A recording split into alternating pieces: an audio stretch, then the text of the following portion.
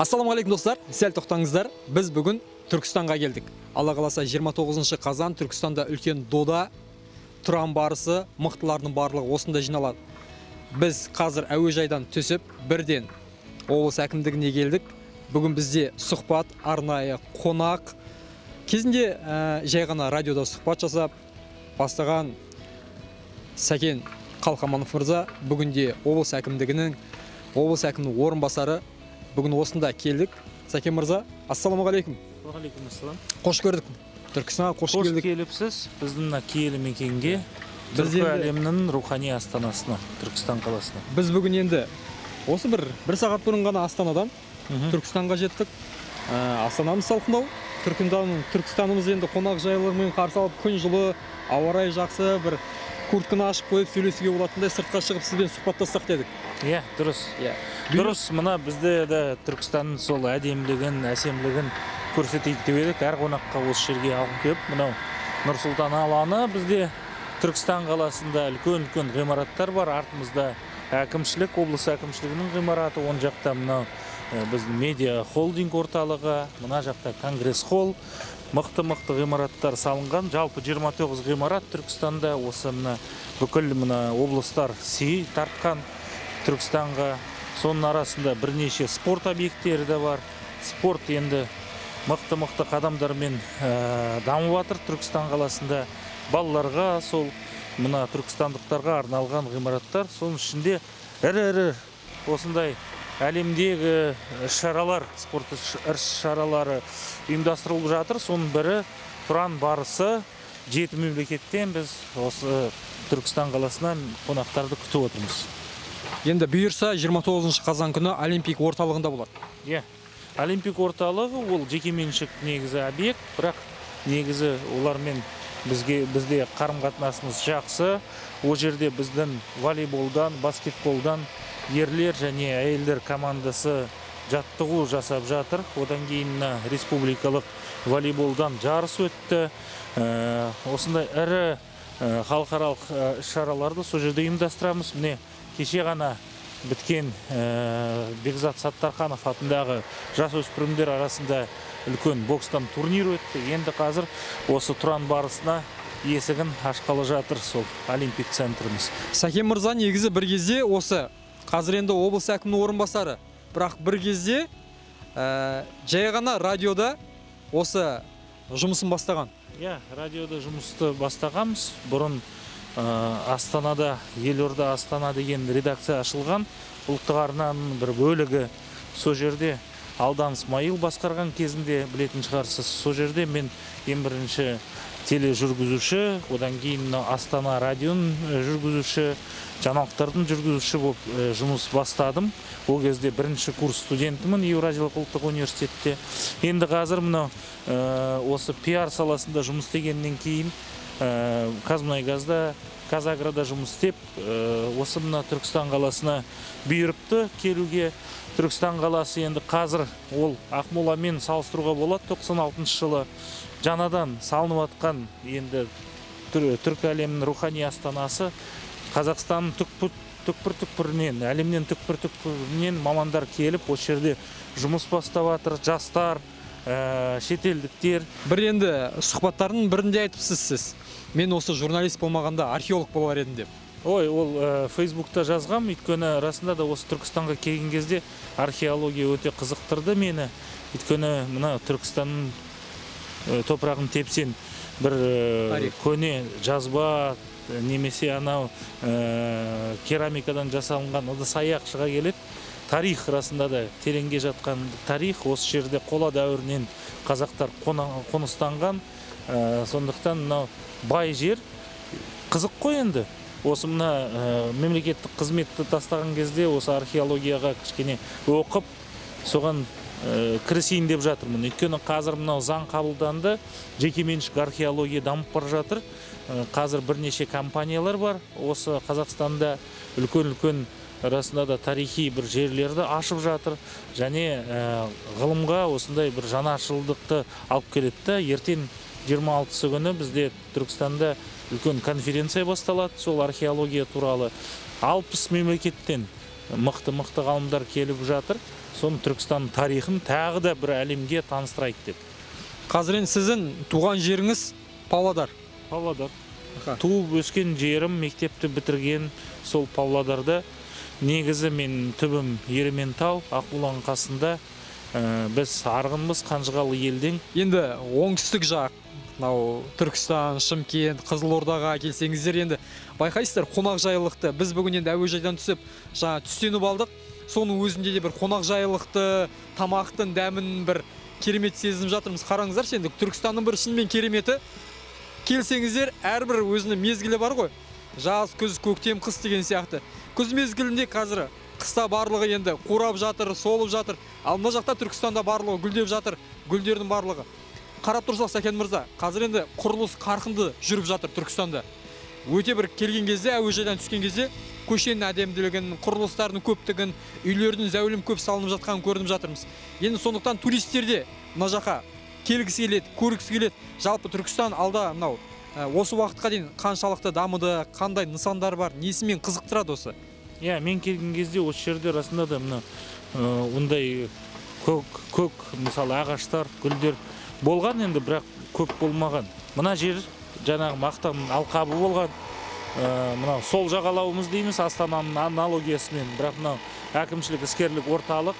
Осы жерде бәрі нөлден басталды ғой, мына ғимараттар. Одан кейін мына Өмірзақ Естайұлы осы Астананың тәжірибесін осы Түркістанға алып келді. Неге десеңіз, мына жасыл белбеу құрамыз деп үлкен бастама бастады. 3 миллионнан астам ағаш отырғызылды. Одан кейін мына көк мәселелері бірінші, екінші жылдары эксперимент болып, әртүрлі біз гүлді ектік, әртүрлі ағаштарды ектік. Оның арасында американдық, канадалық павловния бар. Ол енді кішкене қолайсыз климат па, білмейміз, осылай өмір сүре алмады осы Түркістан жерінде. Бірақ міне қазір Құдайға шүкір 3 жылдан астам осы мына дуб, клен, акация, сакура деген ағаштарды отырғызып, осындай арнайы жапондық технологияны, ағаштарды сақтау технологияны қолданып жатырмыз. Артымызда конгресс-холлда түркі халықтардың арасында үлкен дауысты байқау конкурсы, музыкалық конкурс бітті. О жерде Тати Каваладзе деген Грузияның мықты әншісі гран-при алды. Одан кейін кеше ғана Spirit of Tengri деген баяғыда Астанада өтіп жүрген Батыр марқұм Қазыбаевтың идеясымен мықты бір байқау өтуші еді. Қазір ол Түркістанға осы мекенін ауыстырды. Ертең осы Тұран барысы болайын деп жатыр. Конференция, марафон 30 күні басталады. 2000 адам осы марафонға қатысады. Неге Түркістанға келеді десеңіз, өйткені Түркістанда ауа райы қолайлы, сіз айтқандай жаңағына жылы. Одан кейін көшелерді әдемі, сол 42 шақырым жерге әлемдегі марафон тізіміне енген ол Түркістан марафонның трассасы. Енді жыл сайын болып тұрады деп ойлаймыз. Қазір осы мына Түркістанда мақсатымыз туристерді толтыру үшін үлкен ірі бір қызықты іс-шараларды ұйымдастыру. Біз енді қай жерге барсақ та, жаңа сіз айттыңыз Грузия деп жатсыз. Грузияға барған кезде осындай талдардың көптігін көрдім. Сан алуан түрлі, тіпті пальмаларға дейін өсіп тұр ол жақта. Жаңа қарасаң көз тояды. Енді Түркістанға келсеңіздер де тек қана бір талды емес, қарағайды басқаны емес, осындай сан алуан талдардың өсімдіктерін қараңыздар. Енді роза гүлдер қандай бір әдемі жайқалып тұр, қып-қызыл болып. Көрсем бір көз тояды. Келген адам екіншісі бір көз аударатын, қай жерге барса сервис жағынан. Ол жағы қалай, сіздерде қолға алынған ба? Қолға алып жатырмыз, өйткені расында да мынау аудан орталықтан әлемге танымал қаланы істеуге ол енді оңай емес. Бірақ о жерде жүйелік жұмыстарды қолға алдық. Қазір мынау туристік және меймандостық халықаралық университетті аштық осы Түркістанда. Сол жерде қазір 2200 бала оқиды. Негізі түркістандықтар бәрі. Сол жерде мынау әлемдегі туристерге арналған стандартты енгізіп, осы мына әлемдегі мықты университеттерден Леон университеті сияқты, Түркиядағы Алани университетімен біріктіріп, үлкен бір бағдарламаларды ашып, қазір 1-2 жылдан кейін осы мына туризм мамандары қазір осы отельдерге, бүкіл ресторан кафелерге жұмыс істейтін деп сенімдеміз.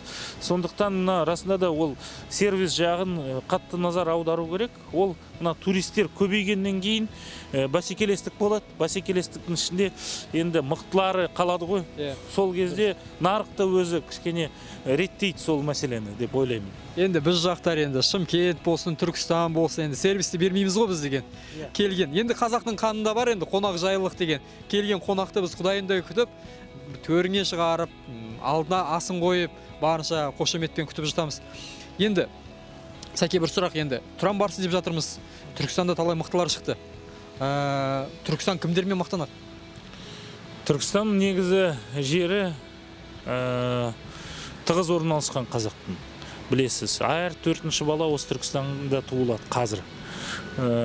Қазір халықтың саны 2.200.000-дай. Ол ең ірі облыс халық санынан. Сондықтан осы жерде енді бәсекелестік көп. Мықты спортшыларымыз да осы Түркістаннан шыққан. Енді Мұхтархан Дилдәбеков, Бекзат Саттарханов сияқты жігіттер осы Түркістан жерінен шыққан. Сондықтан мына қазіргі спорт деңгейі жақсы Түркістанда. Объекттер салынып жатыр. Мына жігіттер де бар. Соған кішкене назар аударып, біз енді қолға алып жатырмыз ол мәселені. Үлкен федерациялар қазір Түркістанда іс-шараларын өткізіп жатыр. Сондай бір турнирлерден Тұран барысы сияқты, Бекзат Саттарханов турнирі сияқты мықты осы спортшыларымыз шығады деп сенеміз. Бірақ расында да қазіргі кезде мына президентіміз дұрыс айтып отыр. Массовый бұқаралық спортқа назар аударуымыз керек. Өйткені мына балалар кезінен балаларды тәрбиелесек, осы ертең мықты спортшы боласын деп, сонда пайда болады деп ойлаймын. Сіздің енді халықпен тығыз байланыста екеніңізді білеміз. Әлеуметтік желіде әрқашанда жаңағыдай халықтың жағында қандай мәселе болсын, соның барлығын көтеріп, өзіңіз сол жағын шешуге тырысып жүресіз енді. Енді облыс әкімі осы мәселеде қаншалықты халықпен байланысты, қаншалықты қарым-қатынаста? Байланысты, өйткені мынау өткенде 2-3 рет, 2-3 мәрте біздің әкімшіліктің алдына халық жиналған. Ол бейресми түрде алдын ала айтпай, бірақ әкіміміз уақыт тауып, сол халықпен кездесіп, мәселелерді шешуге тырысты. Кабинетте жабылған жоқ. Кабинетте жабылған жоқ. Жас жігіт, көзі ашық, бұрын мына қаланың әкімі болып істеген, облыс әкімінің орынбасары болып істеген, елші болып істеген, сондықтан тәжірибесі мол, сол халықпен қарым-қатынасы дұрыс деп ойлаймын. Біздің бүгін қонағымыз Сәке мырза, облыс әкімінің орынбасары. Сәке мырза, Алла разы болсын. Рахмет. Жақсы сұхбат болды деп ойлаймын сіздерге. Егер сұрақтарыңыз болса, Сәке мырзаны білесіздер, Фейсбукта әрқашанда белсенді жазбаларыңызбен, өтініштеріңізбен хабарлассаңыздар болады. Істеріңізге сәттілік тілеймін, Сәкен аға. Рахмет. Бұйырса біз осындамыз, Тұран барысын соңына дейін аяқтап, одан кейін марафонға қатысып, содан кейін барып елге қайтамыз. Жақсы. Сәттілік.